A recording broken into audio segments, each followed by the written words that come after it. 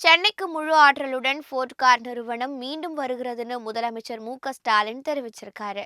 தமிழ்நாட்டில் தொழில் முதலீடுகளை ஈர்க்க அமெரிக்காவுக்கு பயணம் மேற்கொண்ட முதல்வர் மு.க. ஸ்டாலின் சென்னை அருகே மூடப்பட்ட கார் உற்பத்தி நிறுவனமான ஃபோர்ட் நிறுவன அதிகாரிகளை சந்திச்சு சென்னையில் மீண்டும் உற்பத்தியை தொடங்க அழைப்பு விடுத்திருக்காரு. இதையடுத்து சென்னையில் மீண்டும் உற்பத்தியை தொடங்க முடிவு செய்த ஃபோர்ட் நிறுவனம் முதல்வர் ஸ்டாலின் முன்னிலையில் தலைமை செயலகத்தில் அதற்கான ஒப்பந்தத்தில் கையெழுத்திட்டிருக்காரு. இது குறித்து முதல்வர் வெளியிட்டுள்ள எக்ஸ் தள பதிவில் ஃபோர்ட் நிறுவனம் 3250 கோடி ரூபாய் முதலீட்டில் அடுத்த தலைமுறைக்கு வாகன இன்ஜின் உற்பத்தி அலகை தனது மறைமலை நகர் தொழிற்சாலையில் அமைக்க உள்ளது என குறிப்பிட்டிருக்காரு. இந்த முக்கிய முதலீட்டினால் 600 நேரடி வேலைவாய்ப்புகள் கிடைப்பதோடு தமிழகத்தின் ஆட்டோமொபைல்ஸ் உதிரிப்பாக சூழலும் வலுவடையும்னு குறிப்பிடப்பட்டிருக்கு.